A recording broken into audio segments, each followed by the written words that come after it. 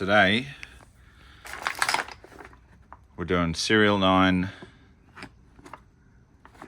upper control arm bushings in the Cresta. So these are for the two upper arms. One goes there, one goes there. You'll see later on, obviously. If I can get this open with one hand.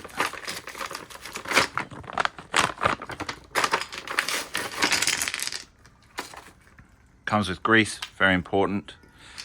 These are the bushings. The reason I like these ones compared to the strong flex option, which is what I've got elsewhere in the back of this car, is these have a casing around the outside, bushing, and then the pin in the middle, whereas the strong flex option, which is a very, very slightly harder durometer, or hardness urethane, the bushing was actually thicker. So these are close to what OEM use, so I'm going to give them a go because those are rattling. So yeah, there's your bushings. Going to need to use the press. I'm going to get these bits out of the car and we'll go from there. So I've got my wheels off, and what we're attacking are these bushings in here. Obviously have to take this control arm out. I'm not quite sure what else I have to take out yet. I'll let you know, but see, the bolt for the control arm is up under there. It's probably hard for you guys to see. What about here? Yeah, so the bolt for the control arm is up under here, so we may have to pop the axle out. Not a big deal, but it is a bit of a pain. We'll cross that bridge when we come to it. But what I just wanted to mention was it wasn't this loose, but this bolt wasn't particularly tight. So I've got the bushes now anyway. It may have been the case that this was just loose and the bush might have been fine. So I've got the bushes anyway. We're going to put them in.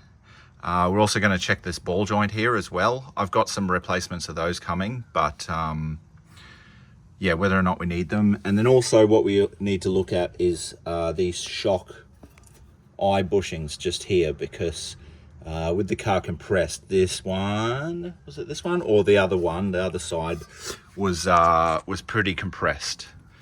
So yeah, let's keep going.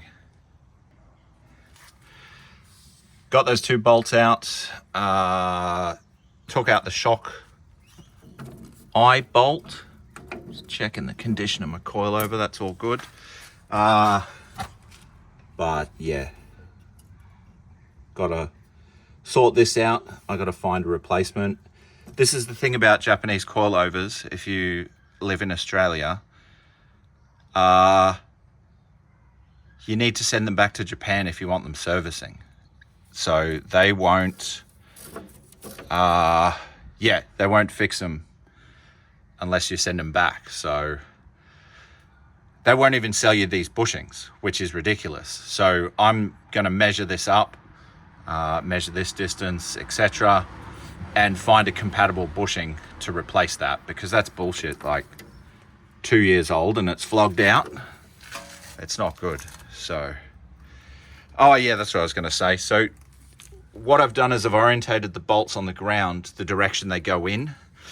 So this one obviously goes that way, that one that way, that one that way, just so that like I can put it all back together properly. But I've got to get that undone. The way you get this out is you hit the knuckle. So the way you get a ball joint out, rather than trying to get a fork in underneath and possibly ruining your ball joint, you undo the nut and you hit the hard knuckle and it shocks the ball joint out. So yeah, that's the secret sauce on that. Alrighty, so that wasn't too hard. One tip I can suggest is undo the nut at the bottom while or before you pop the ball joint, because if you pop the ball joint first, or you only do the nut halfway, the ball joint will spin while you're trying to undo the nut. So you'll have to like push it back down, then you can get the nut undone. So the nut's not undone completely. It was right to the end.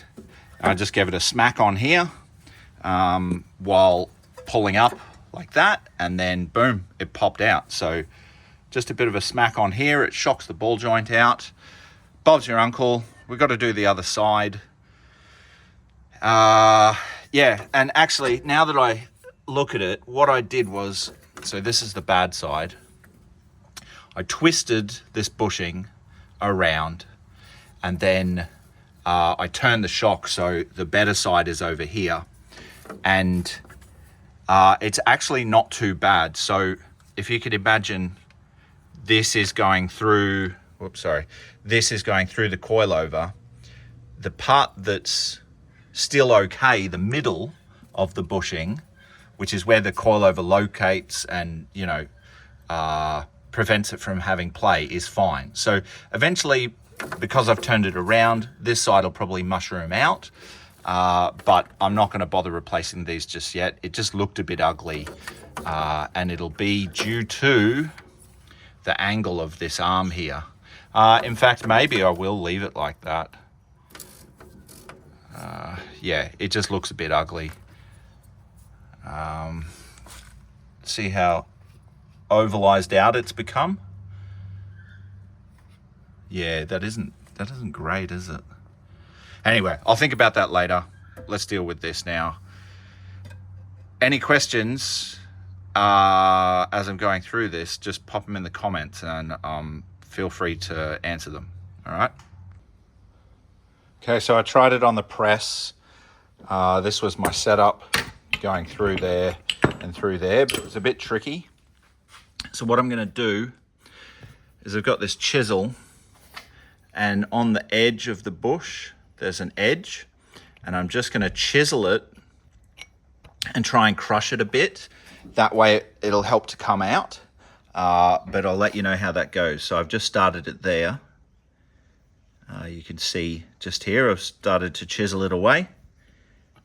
Put the chisel in there, boom. And yeah, gonna do some chiseling, because I thought, well, I'll try and do it, because I've got a press over there. See, hydraulic press. But I thought, why not try and work out a way for somebody who doesn't have a press can give it a go. So yeah, let's chip away at this. I'll come back to you once I've done some more of that. So yeah, unfortunately I ended up having to use the press. 24mm socket here, bent this lip like that. So bent all the lip over. That way when I put this up against, this is a, what is this, 36mm socket, it just slid into the socket, and then I knocked the rest out using a hammer. So yeah, that was my setup to get one out, and then I'll figure out the rest. But yeah, you got to bend this lip over using the chisel, and then push the bushing out like that.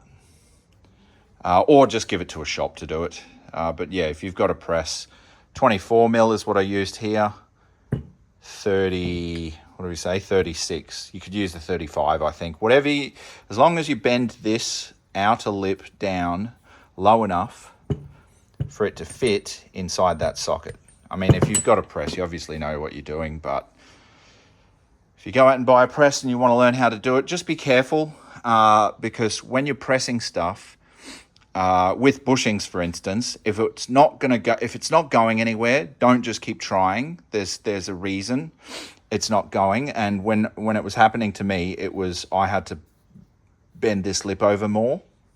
It was obviously fouling on the socket. Yeah, if you're doing a gearbox or something, sometimes it needs heat. And in fact, you could probably, with a heat gun, you could probably heat that up. But anyway, so yeah, that's it. I've got to do 3 more of those, so I'm going to keep going. So I've just come to pull the other side out, and this one too was not finger tight, but it was obviously tighter than this, but this wasn't quite tight. Let me check. I'll see if I can get the other one while I've got you here. The back side on the other side was fine, but let's check this one. No, see, that's reasonably tight. So if you do have a bit of movement in your rear, it may not be the bushings, it might just be that these bolts aren't quite tight. So yeah, check those for tight before you go buying bushings and stuff. All right. Also, it can be this ball joint, but you won't. I mean, you can shake it around, or you can hold that while get a mate to move this up and down. Fortunately, I don't have any friends, so I'm going to do this all by myself. But yeah, going to pull this one out. Also inspect the bushing down here, but yeah, going to keep going again. All right, well, that took a bit of time. I finally got them out. So yeah, now I've got a trick, well, two tricks actually. So one is, when you got two metal surfaces and you're trying to press something in there, unless it specifically states not to, grease the surface.